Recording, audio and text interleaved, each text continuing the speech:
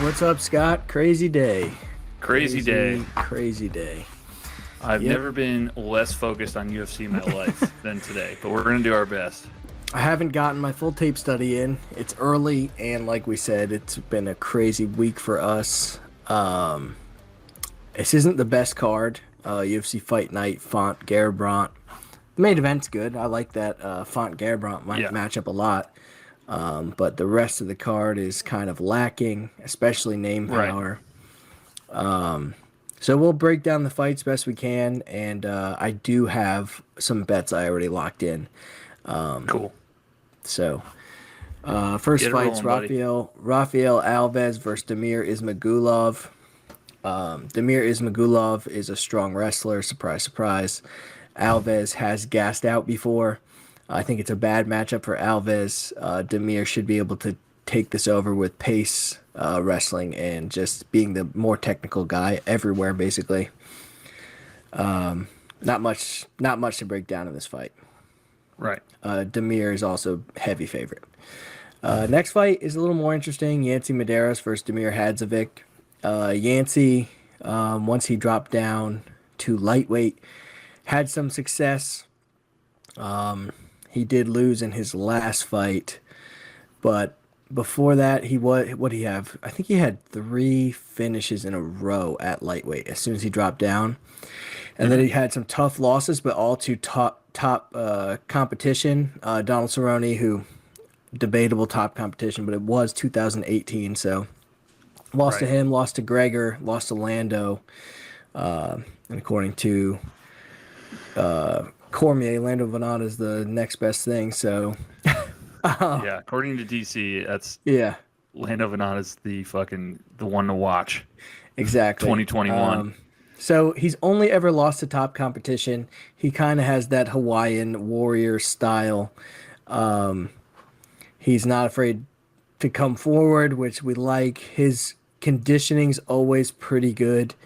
He's someone to like. And then Hadzovic was another promising guy. He knocked out Polo Reyes, who was one of the worst all-time people to ever be in the UFC. Knocked That's out good. Marcin Held. Yeah.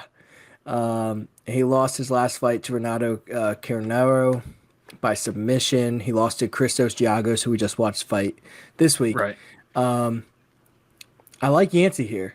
I think Yancey is the tougher of the two guys, and he wants it more.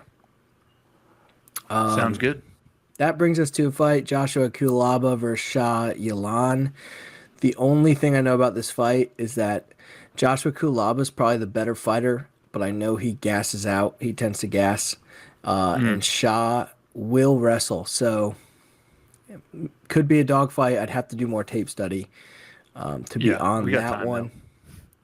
Bruno Silva versus Victor Rodriguez. Bruno stepped in on short notice for this fight. He should win this fight. Victor Yeah. Looks like Rodriguez. he's sitting at minus 330. Yeah. Even though it's short notice for him, Right. Victor Rodriguez is basically a nobody. And now we get to a Absolutely. fight that I do know a little bit about. Court McGee and Claudio Yeah. Silva. Same.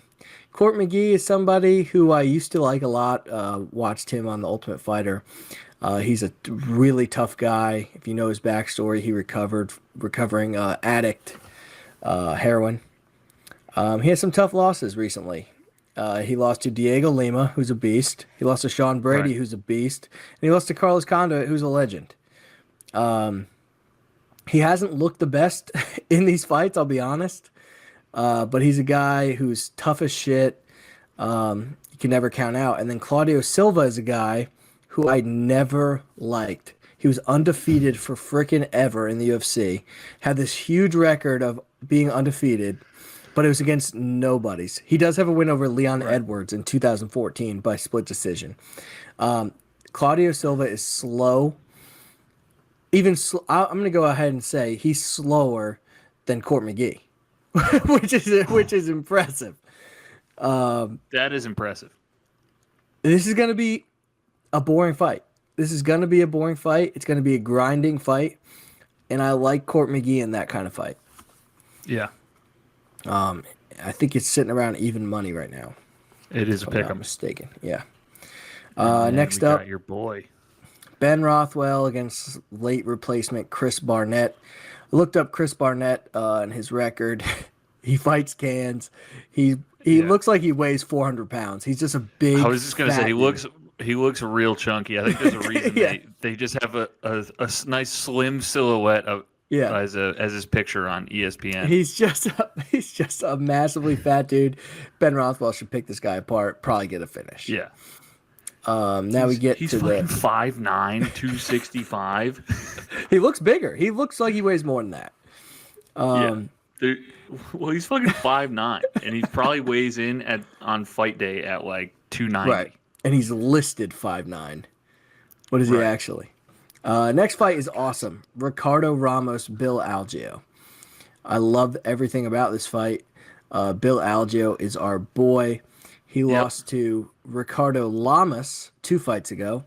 Nice bounce back against Spike Carlisle, sorry, who I am high on. I know the UFC let him go, but Spike was freaking good.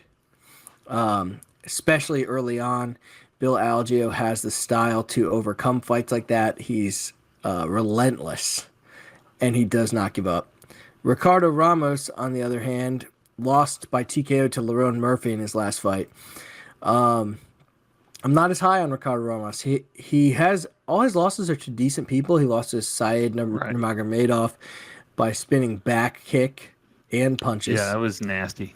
Yep. He lost to Lerone Murphy, who is pretty good. But I like Bill here, crazy old Bill. His style is one that if you're not ready for it, he'll exhaust you. And I think that's what's going to happen here. Next fight up, another good one. Jack Hermanson, Edmund Shabazian. Shabazian was undefeated for a while until he met Derek Brunson. He did not look great in that fight, but Brunson's style with his heavy wrestling is hard to deal with. Shabazian's most known for being in the camp with Ronda Rousey, kind of a stupid, unrelevant thing, but that's how people know him. Jack Hermanson, on the other hand, his last 3 fights, I wasn't impressed. He lost to Marvin Vettori. He beat Kevin Gastelum on a fluky heel hook. We were on Gastelum that fight, I remember. Oh, yeah. Fluky heel hook. And he beat Jared Cannonier. He lost to Jared Cannonier, by TKO.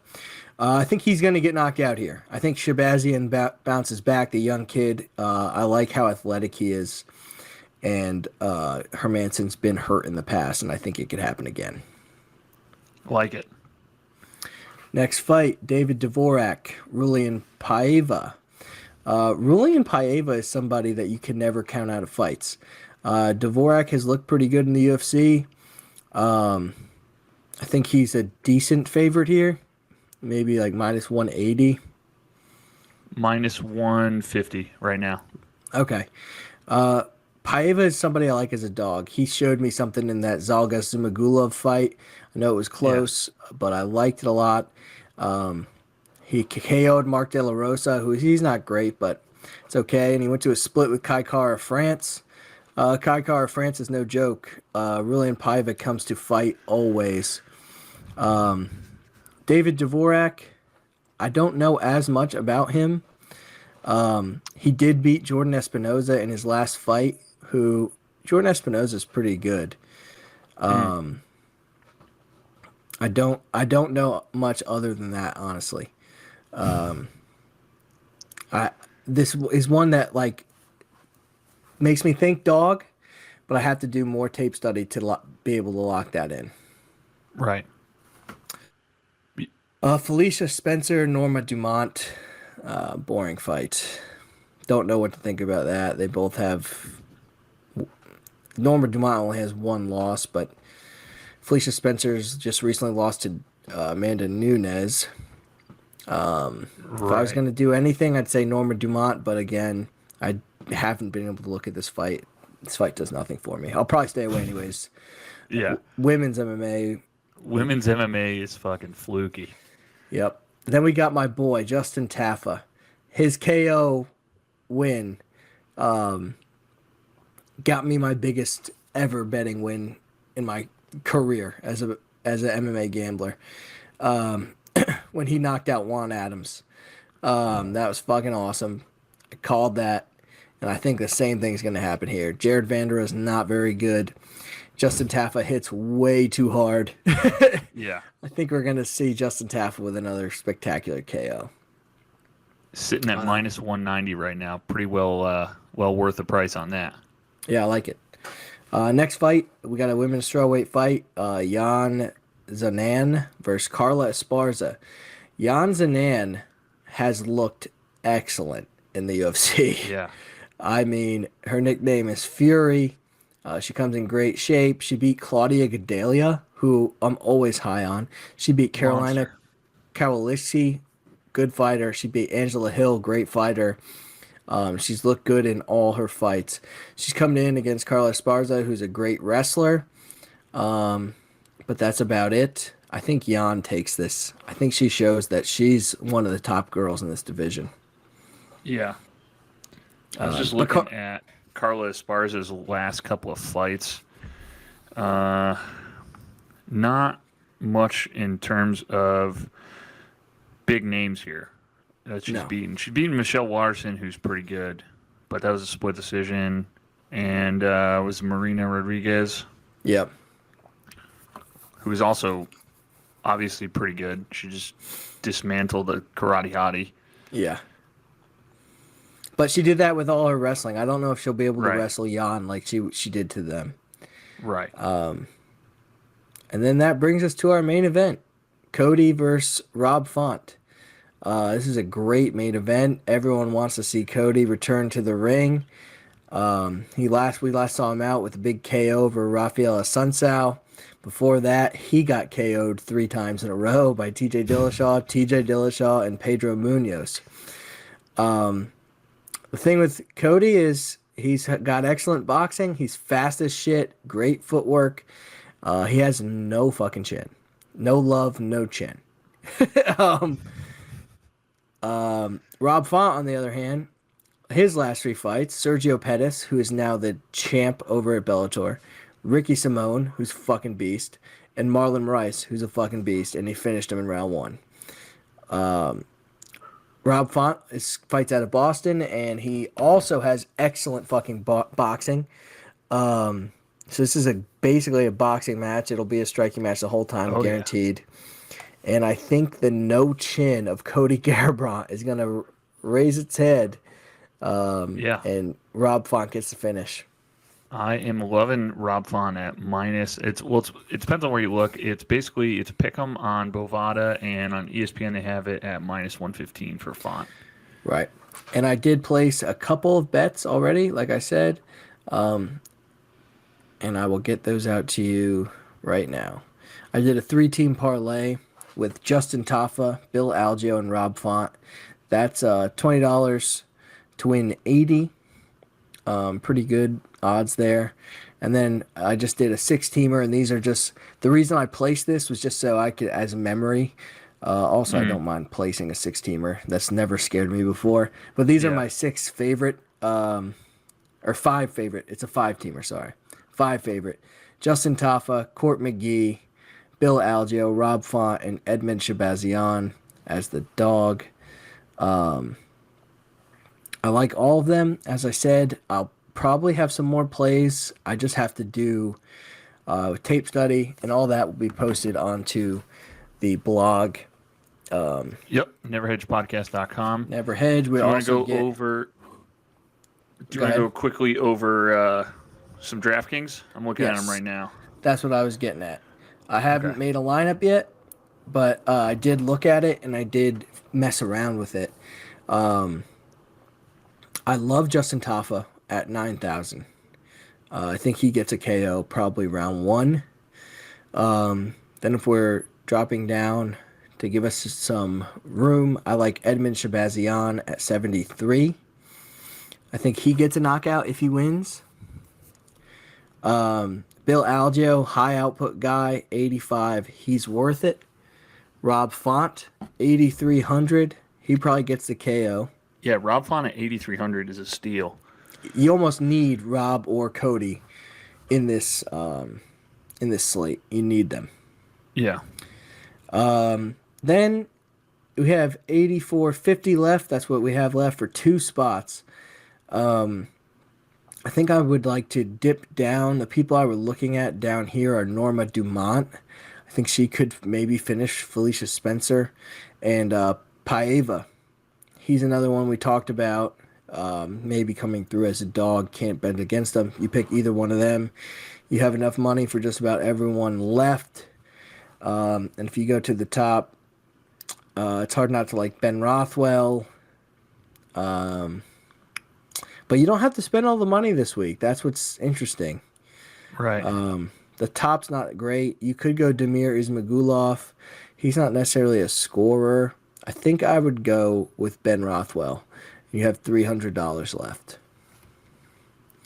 Any other plays you see that stick out to you, Scott? Yeah, I'm looking right now. So, where is he? We got, all right, just locked one in. So we are sitting at $0 left. Okay. And I had, let's see, Justin Taffa, Rob Font. So Justin Taffa's $9K, Rob Font $8,300, Shabazian at $7,300, Norma Dumont at $7,500. Damir Hadzovic at 84, and then we got Ismagulov at 9,500. Oh, yes. Damir minus 600. He's going to be pretty high owned, but he's minus 600 for a reason. Exactly. He'll get you that win. He'll get you a win. You need wins to score big in tournaments on DraftKings. And we need to bounce back on this card. Need to. Yes, we do. Yeah. But all right. We are going to get our interview going. Yep. All right, so be on the lookout for that. And let's hop off quick and then hop back on with Justin. Yep. All right, buddy. See you in a minute. See you.